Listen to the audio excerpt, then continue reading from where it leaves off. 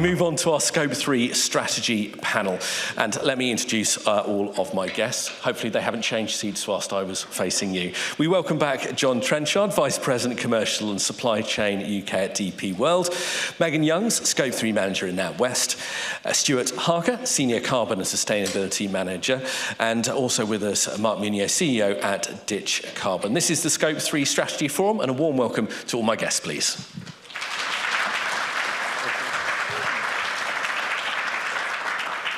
Okay, thank you very much. We will go to questions at the end of the session once again, but let's start with a bit of the current context and a bit about evolution. And John, if I can start with you, how do you feel that Scope 3 strategies have really evolved in recent years?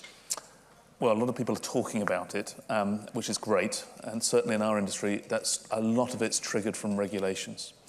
And in the maritime space, we've got the emissions trading scheme now being applicable for the marine industry.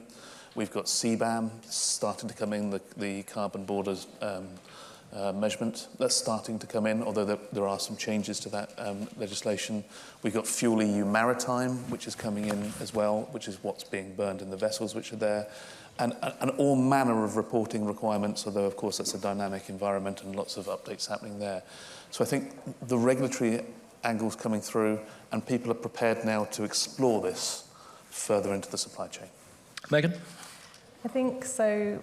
From a service industry, the regulatory side of things hasn't kicked up as much as the maritime industry. So ours is very much voluntary reporting, and that started about 5-6 years ago, where we were doing baseline reporting, calculating, and now it's getting away from the data and the methodology and more into the actual where's the risk, where's the hotspots, how can we actually decarbonise to reach our 2030 goals. Stuart? I'd say maybe sort of generally it's maybe gone from a bit geeky data. I wanted to say it's gone from geek to gangster, but I'm not going to say that. But it's become a bit more mainstream, right? So it's become part of what we talk about in business reviews. It's become, a lot of people know what Scope 3 means nowadays. Maybe 10 years ago, when I was sitting in weird little conference rooms in Brussels talking about product environmental footprinting, maybe not so. That was also the very geeky. So I think it's become, the data's driven it, it's become more mainstream. Mark? Yeah, I think there's been quite a few changes, especially in the last few weeks and months, actually, in terms of the omnibus and our lovely president in North America. And I think what we're seeing is a real sort of differentiation between people that are doing it for regulation reasons and people that are doing it because it's part of their brand and part of their customers and part of their culture. And so I think there's very much like this separation is becoming very obvious. So that's one thing I'm saying. The second thing I'm saying is this sort of move, which the panel have already very well highlighted, to action. So reporting is great, but actually what are you doing? And I love the examples that John gave earlier on, actual practical things that a company of this scale are doing. So those are the two things that we're sort of seeing with regards to regulation, I'd say. And if everyone could check their sustainability bingo cards for the mention of omnibus, we have had that at 11:12, so if anyone had that. Let's move on to some of the challenges now, if we can. And I don't think we can talk challenges in this space without talking measurement. I'll start with you, Megan, on this if I can, about the biggest challenges companies are facing when trying to measure and manage their Scope 3 emissions. What are your thoughts? I think now so Greenhouse Gas Protocol came out years ago, and we're getting the update hopefully this year. So I think we're all sort of in limbo waiting for that methodology update, and people are starting to sort of find the grey areas and understanding how can we actually report on this. So I'm really looking forward to that being published. I think more challenges around data lags as well. So from suppliers, that takes a year to report, or we'll get a year to receive the data. But not just from suppliers, but also industry averages as well. So actually, can we see a more frequent update of suppliers so we can track that action better, I think is going to be the next step. Yeah, so I think for me, I'd probably say the same thing about the veracity of supplier data being important. I think particularly with low maturity categories, sectors, I think lots of tech, and as you sort of mentioned, some of the stuff driven by things like CBAM are driving data in certain sectors.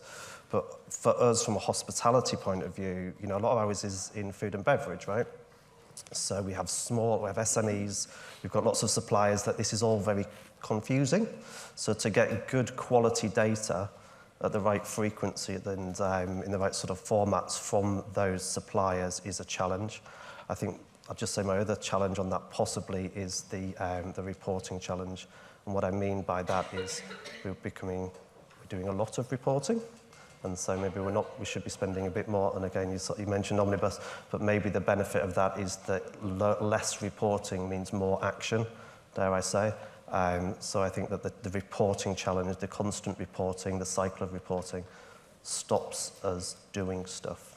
So I think that's a challenge. Oh, no, sorry, it doesn't stop us doing stuff. It absorbs the resource that could be doing stuff. That's a deeply diplomatic way of phrasing that. How many people wrote that one down, Mark? Yeah, desperately resisting the urge to pitch DitchCarbon at that stage, but I won't. So I think I'll pick up on what Megan said about the frequency of reporting, actually, because if you think we've got 5 years till 2030, if you're working on annual, you've got 5 opportunities to change something. You do that to quarterly, you've got 20. You do it monthly, you've got 60. Right? And then I think with any sort of KPI that you're tracking, getting regular data is critical to that. I'd also say, you know, what you were saying there, Stuart, around reducing the reporting burden. I think that there's only a certain amount of data you really need from your suppliers. Have you actually driven decarbonisation of their scope 2 in all of your supply chain? Because if you've done that already, brilliant, go and ask them for something else. But that's probably all you really need to know right now is what is your market base, what is your location scope 2, focus on that. So only asking for what you really need, I would say, is one of the things that, and the challenge, I suppose, is the over-reporting. Absolutely. John. As we're in the realm of challenges, I'm going to move away a little bit from measurement. There needs to be something in it for everyone. And we need to think about business models. They may not be the same in the future as they are in the past. And we need to think about innovative ways of structuring this so there's something in it for everyone. And we're powering action to do the right thing. And a social comment, at least internally in our organisation, I can't speak, but a lot of our traditional sustainability people are very organised and structured and measured. This is chaos. I mean, this is happening out here. The rules are being made up as we go along. This is a fantastic commercial opportunity. And we are here to try and solve customers' problems. So I think in terms of framing this challenge, thinking about how can we change business models to allow some of these technologies and allow this to come through, I think that's important. Where I want to take things next is something you were just getting into there a moment ago, Stuart, about the sort of the reliability and how complicated it is to get the accurate data. That is something I hear time and time again at these events. You're dealing with large organisations. Of course, they're providing with huge amounts of data. As you go down the tiers, it gets harder to get reliable data. How big a challenge is that? And I guess, how do we go about solving that, in your opinion? So for me, for us at Accor, we've been, I want to say, working in earnest on this for maybe 2 years. And the last year, we did a big campaign on engaging with our suppliers. So as I say, Accor, 5,500 hotels globally, possibly similar number of suppliers, and then all of the products and the services that go into those supply chains. We did some planning, let's say 18 months ago. Last year, we looked at the maturity of our suppliers. So we identified classic 80% of your spend-based approach, and then sort of spoke to them. And we spent time with those suppliers, really understanding them. So how did we go about it? We threw a bit of time on it. We put the supplier engagement and really understanding the suppliers because, you know, our category directors, category managers, they know their suppliers, but this is a bit of a new conversation to them. So we spent time with them. And so that's how I'm not saying that we're leading. I'm not saying that we've got it cracked by any means. I think I think last year we understand the landscape of our supply chain now. Now we've maybe got to get to do something. So that's how we've started on it, right? Again, we're just starting on this. Yeah, I mean, obviously, Stuart's followed the absolutely appropriate approach, which is to track the maturity of your suppliers. What we see is that small ones don't matter. Like, there's a lot of talk about how do you deal with immature suppliers. If they're an immature supplier, they're probably not a big contributor to you. I mean, there may be some cases where they are, but it's very few and far between. You know, the reason big companies are big companies is because they supply lots of other companies, right? And so those big companies have the most regulatory pressure and are generally more mature in their sustainability approach. So, you know, yes, there are immature suppliers in your supply chain, but don't worry about it because they're tiny. Again, once you've done the big stuff, worry about the small stuff later. But yeah, spend the time, as Stuart was saying. John. Well, to Mark's point about working on the big stuff, often you need to have some form of aggregation of demand to make real action happen. And there are some businesses in the industry where aggregation of demand happens. And we talked earlier on this morning about having a responsibility being involved in maybe 50% of the supply chains in the UK. So as an aggregator of demand, we have an opportunity to try and do things which may be more difficult for some of those ones. So I think I'd say that that's something which is worth thinking about in terms of action to that measurement. Yeah, I mean, I doubt your local logistics provider can operate their stuff on rail, can they? They just don't have the infrastructure to do that. And so that's the huge benefit of we can help them make those choices. Yeah. So if they've got sort of agency in terms of making that decision, there's something in it for them, the final user of the goods will benefit from those more virtuous decisions because we're kind of front-loading the system, so that there's kind of a benefit to make the right decision. The disbenefits of the, we need to think about disbenefits and benefits. Totally. Megan? I suppose just combining Mark and Stuart's earlier points, to get better data from suppliers or to get the data through the supply chain, we're kind of contradicts your point actually, Mark, but we are asking of our suppliers for their scope 1, location-based scope 2 only, and their upstream scope 3. So if we're also looking at our suppliers' scope 3 emissions, then that will hopefully trickle down into the further tiers down the supply chain as long as they're doing the same. So I think we've just started a finance industry working group or peer group for sustainability and procurement. We've just joined, it's just started, which is very exciting, and we're going to try and align our request for suppliers. So a bit, rather than aggregated demand, I suppose it's more aggregated supply where we're trying to get a combined approach to all of our suppliers. So I think that's a good step for good action. Where I want to take things next is looking at tech, and I guess, Mark, you're a very good place to start with this, absolutely. So attempt to answer this with a fairly dispassionate hat on if you can. There are so many tech solutions out there. I look in my email inbox on any given day and I'm probably presented with another 16 new ones. All of them are claiming everything from answering the chicken and egg question to how to cure the common cold and who shot first, Han Solo or Grebo. If you're a Star Wars fan, you enjoyed that reference, thank you very much. But how do you go about picking the right solutions? Because there are so many tech options out there. Can it potentially overcomplicate your situation when there are so many things to pick from and you're trying to get clarity when it comes to your data? Yeah, I mean, I can probably provide an interesting sort of view on this. So I think first thing to be very clear with your requirements from the beginning and don't just fill up a shopping list. When you have too many stakeholders in large organisations, everybody goes, well, I want this bit, I want that bit, and then you end up with some awful sort of RFP that nobody can really deliver against. I'd also encourage people to, Miguel from Gartner says this, he says, don't fall for the golden demo. Everybody will show you their platform and it will be beautiful, trust me. I've built and sold lots of these over my career. What you want to do is get them to use your data in that environment, try and dig behind it to really be sure that what you're buying is what you're expecting from them as well. And actually just be really open and honest about what you need, when you need it, what's important to you.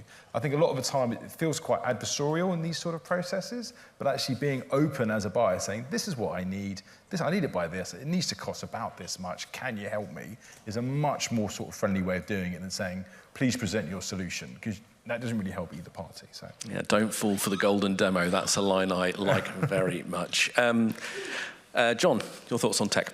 I'm going to answer the tech question slightly differently.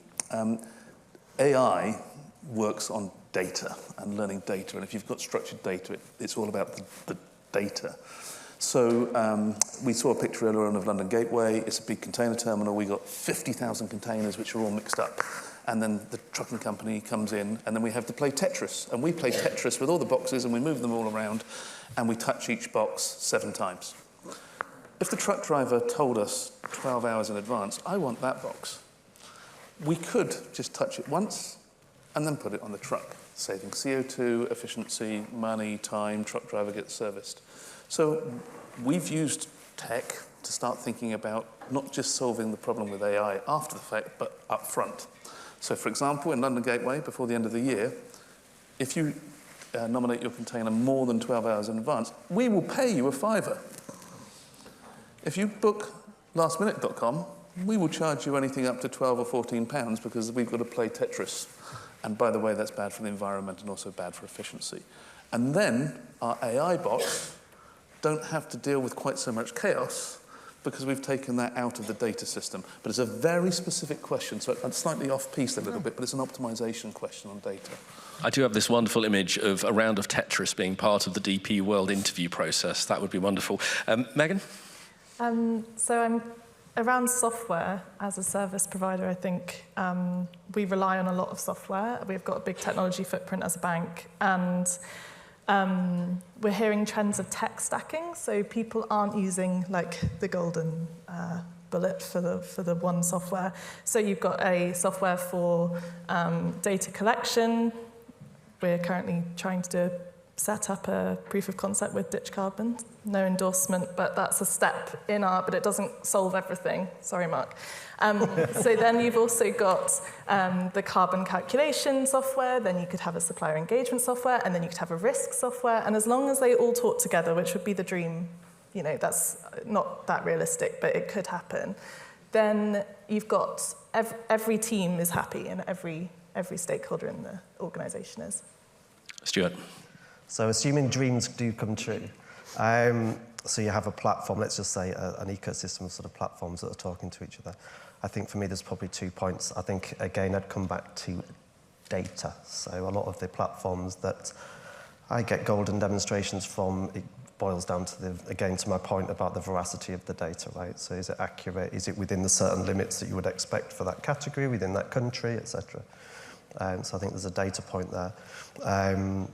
And I think possibly the other point for me was probably it's actionable. So, you know, the efficacy of let's say the ecosystem of platforms. So you've got this data, it's crunched it, but then what do you do on Monday morning, right? So what can you do with that data, the actionable data? Can you expect that from a platform? Maybe not, but as sustainability, time-strapped people are looking for these solutions, right? So I think the golden demonstrations should say this is accuracy of data and this is the efficacy of the ecosystem of the platforms, right? So for what do you look for? Maybe you look for that. Does that dream come true? Discuss. Can I just add one thing to what you're saying, Megan, there about having lots of different tools? I think a lot of the times you buy a huge piece of software, it will take you 18 months to implement it, especially in a large organisation. And then you sort of run out of steam a little bit. Where if you buy some smaller bits and start making progress, enabling sort of directionally accurate decisions as it pertains to sustainability, just a very strong advocate of that. Because I just think, you know, so much time is spent buying things and working in suboptimal situations. Just sort of get something and get going. I think it's a much better way of doing things.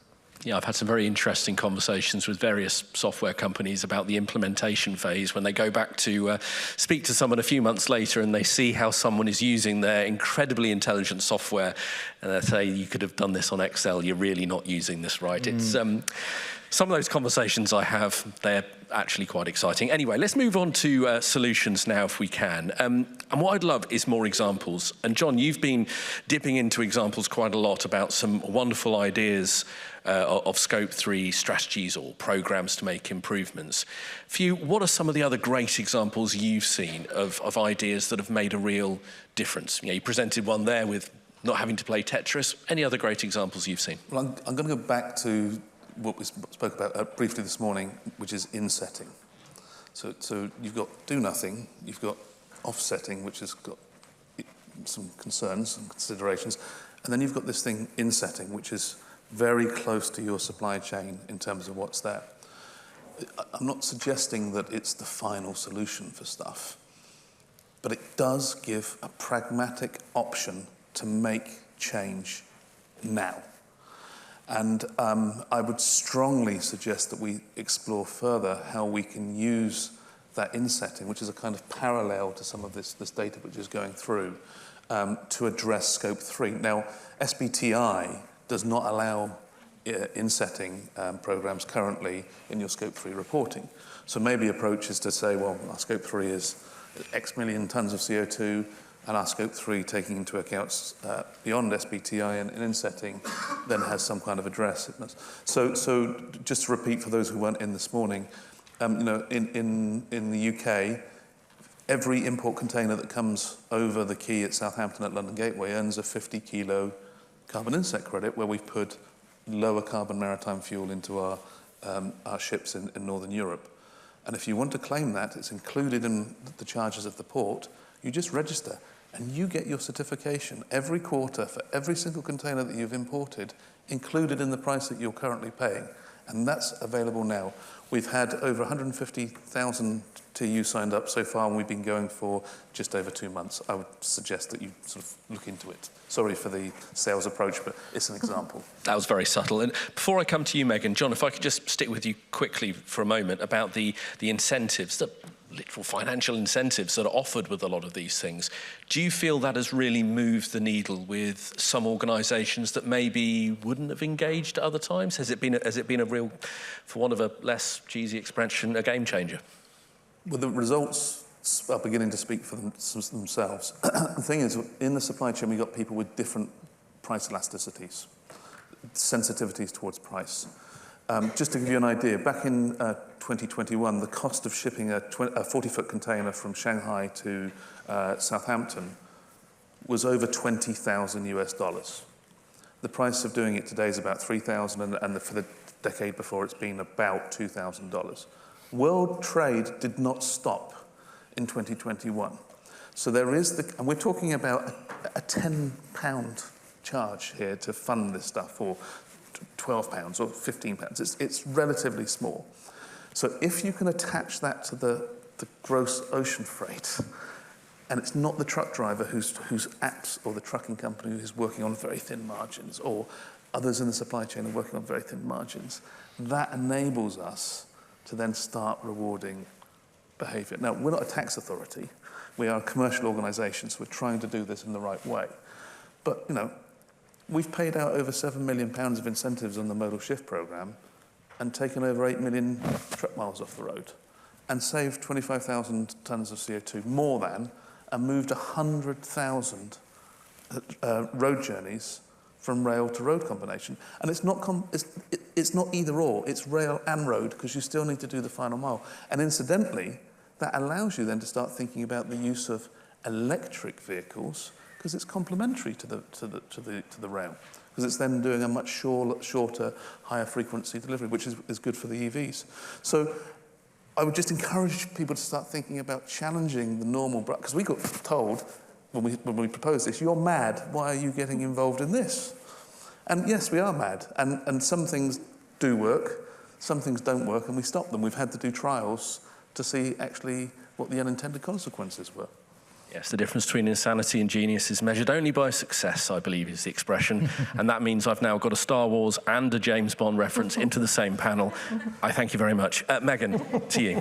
I actually attended another conference a few weeks ago and was quite inspired by Jaguar Land Rovers. They also did insetting slightly differently.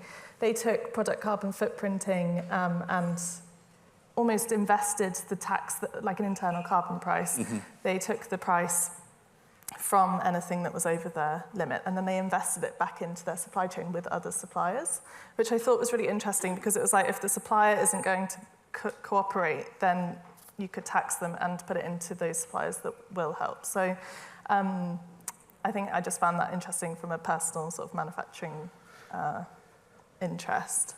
I have a question for Megan. Green finance. Yes. Is there any chance we can get a lower cost of capital for doing the right thing? Well, rather than this blended average that we have. Yes, you'll have to speak to my colleagues. I'm very much supply chain. There's a team of 50 on NatWest, but I'll put you in touch. Sorry, I didn't mean to put you. That's okay. That's okay. Are you making a loan application? Is that okay. If we all can do that, I'm up for it. I do like it when guests put each other on the spot. Normally that's my job. So this is fantastic. Sorry, I completely battered that one away. But it was done with great grace. Stuart, on to you. I'll maybe go back to the insetting point here. I think sort of day to day and a lot of this work, we work with our suppliers, right? So I think it's a bit of a natural extension to start to talk about insetting with suppliers, particularly, I want to say, at a grassroots level. I know, going back to the sort of the less mature suppliers, I think this is an interesting discussion. So best practice, I think sometimes I see companies with quite sophisticated ideas around insetting, and I don't think it's an offsetting or insetting. Like many things in this, I think there's we need all the tools in our bag, whatever the term is. So I think the insetting discussion is one that will probably develop, and I know there's the SBTI issue. I sit on the board of the International Platform for Insetting, so shout out to them, and I think that's an interesting sort of place to convene companies with these kind of ideas that are sort of developing. Again, it's probably it's a process rather than an event, all of this stuff, but I think that the insetting idea is very, very interesting, and I think there are some companies, maybe a handful of companies, that are integrating that into their sort of their carbon strategy. It may not be coming to the fore at the moment, but it'll probably come see the light of day in 5 years' time, 10 years' time, like a lot of the good things do. But I think that's, don't want to say best practice, but I think it doesn't get much spotlight, I think, in setting, particularly when you look across all categories, which I tend to do. So I'm not just focused on one area, all the sort of the categories. So. Okay, we'll go to audience questions in just a moment, so have thinking hats on for that. So Mark, finally for you, for examples. Yeah, a few ones. So the one I talk about a lot, which I love, is a large UK-based house builder, and they had a fantastic fleet deal for EVs for all of their sort of locations. And all they did was they just enabled their suppliers to use that same fleet purchasing power, so they could all get EVs a bit cheaper. Now, they didn't measure exactly what the carbon footprint was before and after, because it was a no-regrets decision. Obviously, it was better for the environment. They've got a lot of small trades sort of setups that do bits and bobs on the house or whatever. But that was just a really simple, and there are probably hundreds of those examples in your supply chain today that you can do, that you don't need anyone's permission for, you don't need to get a budget for, you can just make more simple, practical sort of changes. The other one I would talk about is what we see a lot of our customers do is non-financial incentives to suppliers. When you're running a sourcing process, and I'm really oversimplifying now, but if you're signed up to SBTI, we'll give you 90 minutes to pitch us.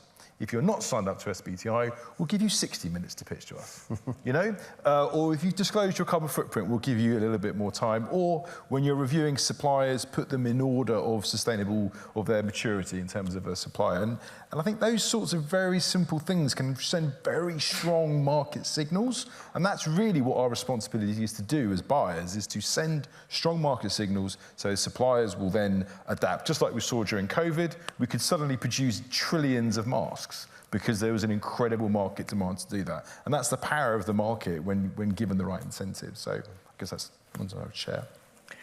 Thank you, Mark. We're going to go on to an outlook of the future in just a moment, but I will come to the room if there's any questions that anyone has for the panel. We do at the back, which I'll go to first. How do I get out of here?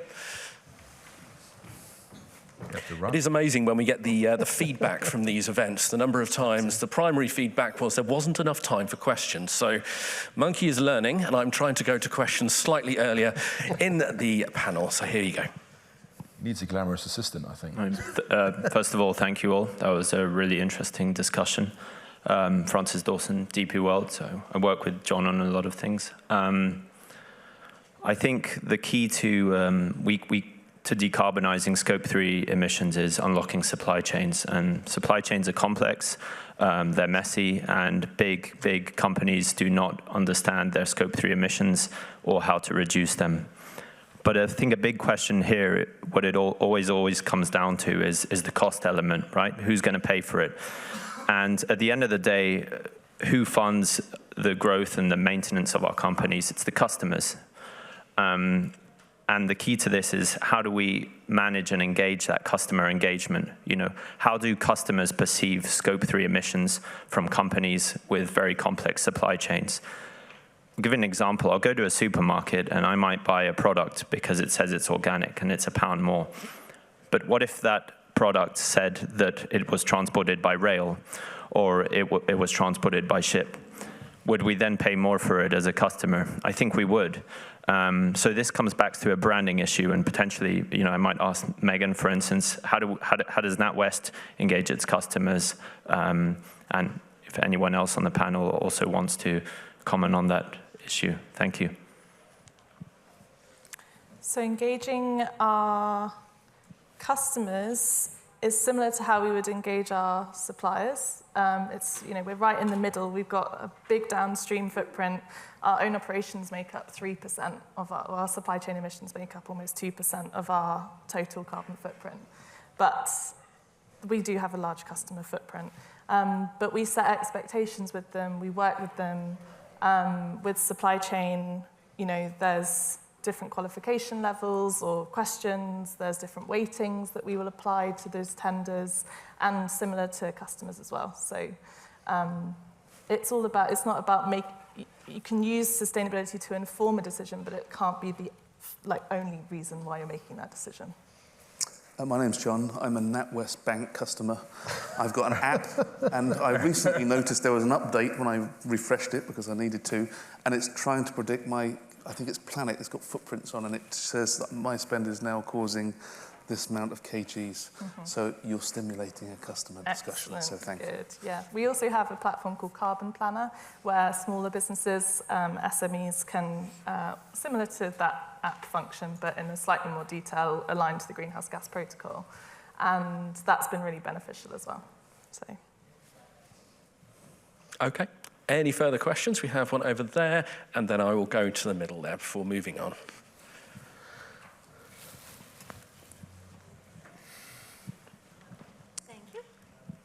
Hello, thank you very much. My name is Gabrielle from Treefarer.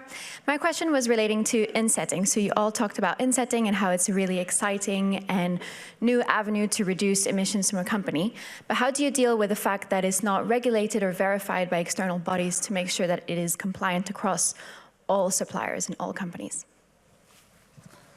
Well, I'll talk about our insetting program, which is using an online ledger, which is using 123Carbon, independent from ourselves, which is, they're a member of the Smart Freight Centre, giving, and GLEC compliant as well in terms of process.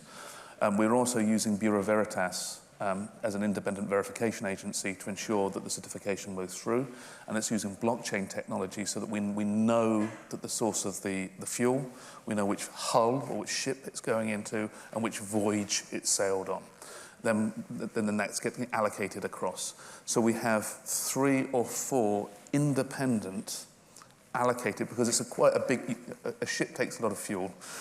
So we're then assigning that to the people who are having the boxes across the quay. So that's go through. So it's relatively straightforward. The people involved in designing it would tell you it's not, but it's relatively straightforward, and it's easy to consume, and it's independently validated.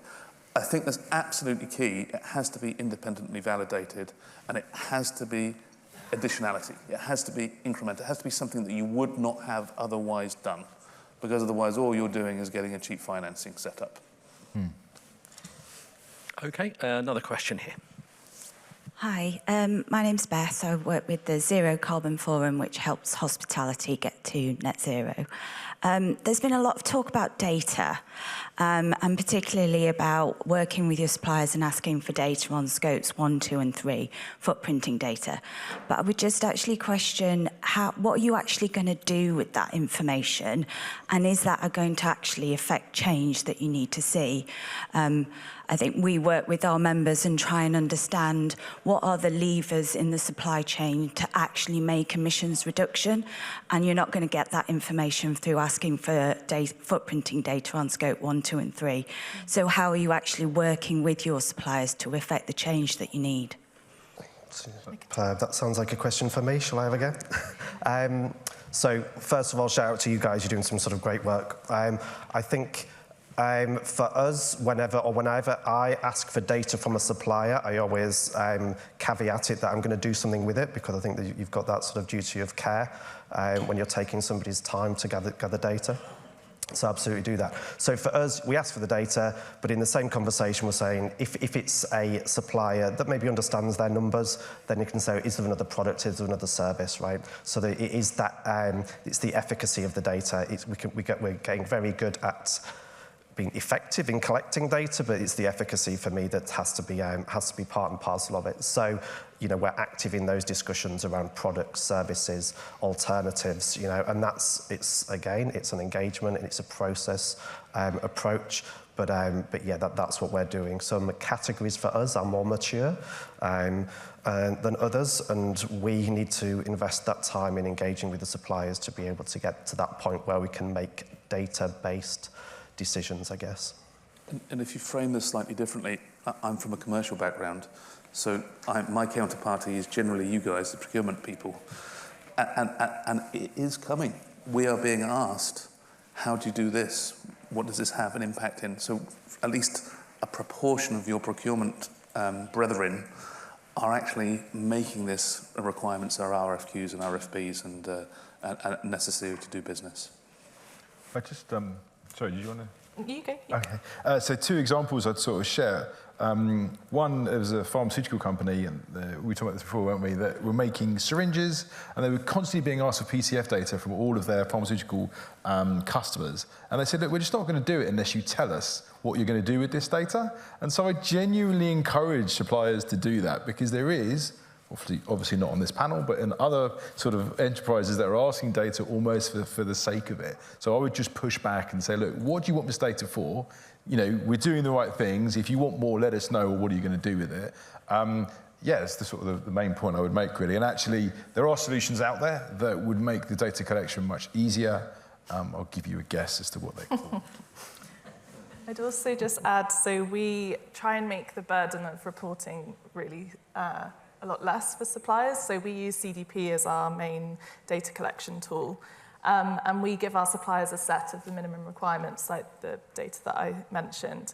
But not only do we ask for footprint carbon data, but also science-based target data. Have you got a transition plan?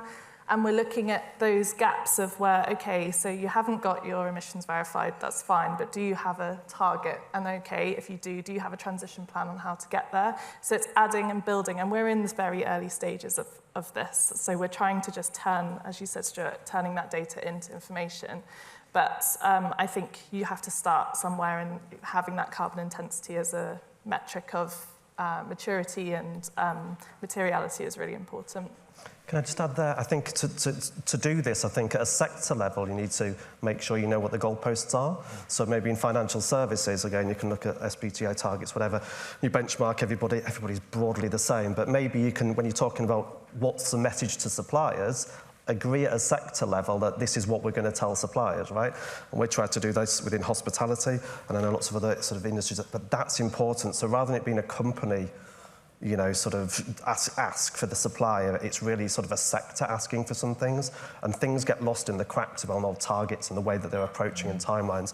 But again, from hospitality, I try to do that. You know, we try to sort of do that. It's easier said than done, because, you know, big hospitality companies across the world have got different sort of, you know, sort of, let's say, incentives drivers. But I think that is really important, like collaboration at sector level, that's, you've got one goalpost to aim for. And one 5-second thought. Really, all they really care about is, are you on the same journey as them? Mm-hmm. If you're as mature as they are, they're going to be very happy. And if you're not, they're going to have a problem with that. And there was an interesting, I think it was Sodexo was saying that they now look at customers for their own environmental credentials before they engage with them, because actually they spend so much time and effort in reducing their own sort of carbon footprint, and there's a lot of value in that, and they don't want to give that away to someone that's not going to appreciate it, essentially. So I think it's just be confident to push back, and just really the question is, are you aligned? Are you going in the same direction at roughly the same speed?